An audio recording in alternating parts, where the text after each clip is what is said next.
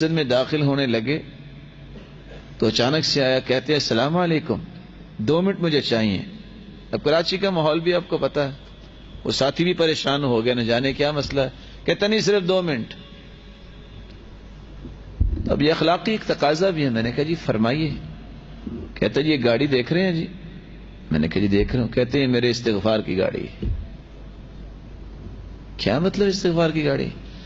کہتا جی غریب آدمی تھا، کاروبار کو تھا نہیں، بڑی مشکل سے 25,000 جمع کیا کہ میں نے گاڑی خریدنی ہے۔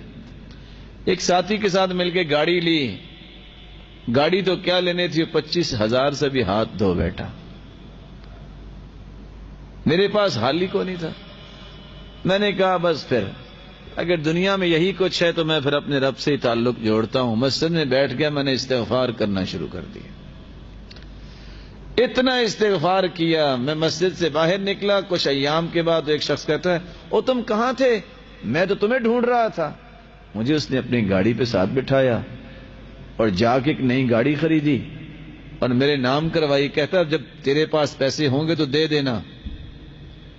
اب اس کے بعد نہ مجھے اس کا پتا ہے کہ بندہ کون ہے، نہ میں اس کو پہچانتا ہوں، نہ میرا واقف تھا۔ میرے نام گاڑی ہے، سال ہو گیا چلا رہا ہوں، اللہ تعالیٰ روزی دے رہا ہے۔ اور امام ابن تیمیہ رحمت اللہ علیہ بھی کہا کرتے تھے انه ليقف خاطري في المسألة التي تشكل علي۔ میری زندگی میں ایسا بھی ہوتا کہ جب کوئی مسئلہ مشکل ہو جاتا فاستغفر اللہ 1000 مرہ، تو میں 1000 مرتبہ استغفار کرتا ہوں، حتیٰ کہ اللہ تعالیٰ مجھے شرح صدر فرماتے اور میرا مسئلہ حل فرما دیتے۔ اس سے اللہ تعالیٰ مال میں بھی فراوانی دیتے ہیں، اولاد سے بھی نوازتے ہیں، اور باغات کا مالک بھی بناتے ہیں۔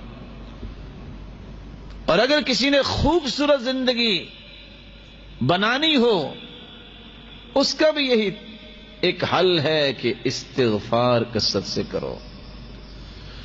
وَأَنِ اسْتَغْفِرُوا رَبَّكُمْ ثُمَّ تُوبُوا إِلَيْهِ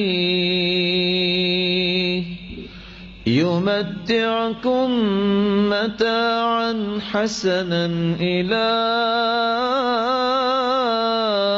أَجَلٍ مُّسَمًّى۔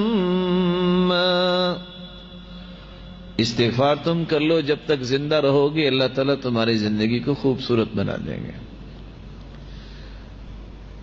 تم کمزوری محسوس کرتے ہو، مالی کمزوری، سوچ کی کمزوری، خاندانی کمزوری، جسمانی کمزوری، ایمانی کمزوری، ملی اور قومی کمزوری، ساری کمزوریوں کو طاقتوں میں بدلنا چاہتے ہو، استغفار کر لو۔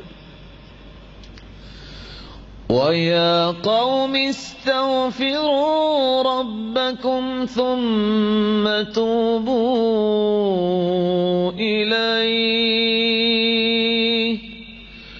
يُرْسِلِ السَّمَاءَ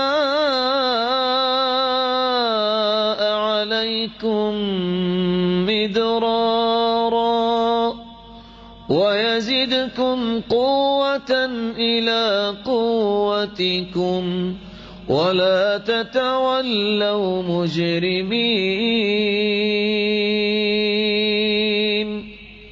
اے قوم کے لوگوں استغفار کر لو، اللہ تمہیں قوت نہیں قوتوں پر قوتیں عطا کر دے گا۔ اور اگر تم نے استغفار نہ کیا تو مجرم تو بنو گے ہی، اور کمزوریاں برداشت کرنی پڑیں گی تمہیں، اس میں کوئی تبدیلی نہیں آئے گی۔ اللہ رب العزت نے کتنے بڑے انعام رکھے ہیں۔ توبہ کر لو، استغفار کر لو، تو جہاں اللہ تعالیٰ کمزوریوں کو طاقتوں میں بدل دیتے ہیں، وہاں ایک اللہ تعالیٰ نے ایک ایسا سسٹم متعارف کروایا ہے، کاش مجھے اور آپ کو سمجھ آ جائے۔ آپ میں سے کون کون ساتھی ہے جو کمپیوٹر آپریٹ کر لیتا ہے؟ کوئی نہیں ہے؟ میں نے کچھ لکھوانا نہیں ہے، آپ ناراض نہ ہوئیے گا۔ کوئی ایسا بھی سسٹم ہے کہ آپ لکھیں اعوذ باللہ تو فونٹ لگائیں بسم اللہ ہو جائے؟ کوئی سسٹم ہے ایسا؟ جی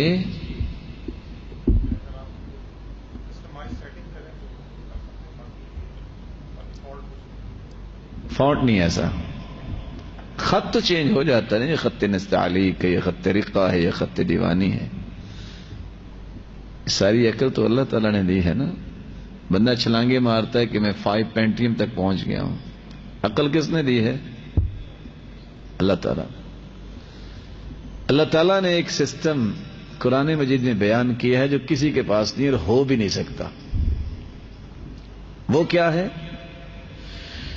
إِلَّا مَن تَابَ وَآمَنَ وَعَمِلَ عَمَلًا صَالِحًا فَأُولَئِكَ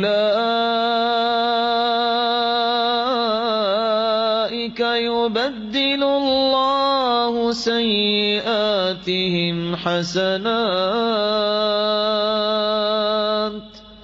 وَكَانَ اللَّهُ غَفُورًا رَحِيمًا.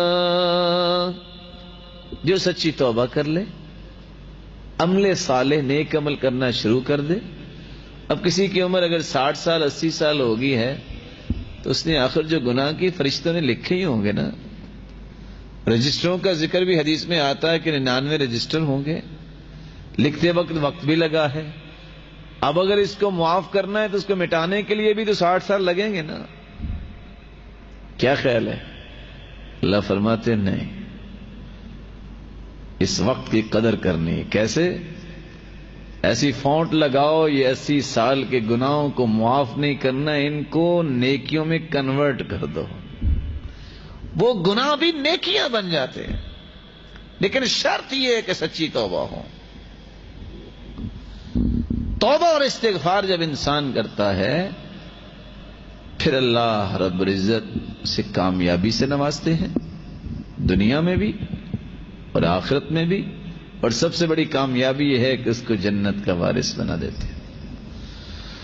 فَأَمَّا مَن تَابَ وَآمَنَ وَعَمِلَ صَالِحًا فَعَسَىٰ أَن يَكُونَ مِنَ الْمُفْلِحِينَ. جو توبہ کر لے، استغفار کر لے، وہ دنیا میں بھی کامیابی ہوگا، وہ آخرت میں بھی کامیاب ہوگا. فَأُولَئِكَ يَدْخُلُونَ الْجَنَّةَ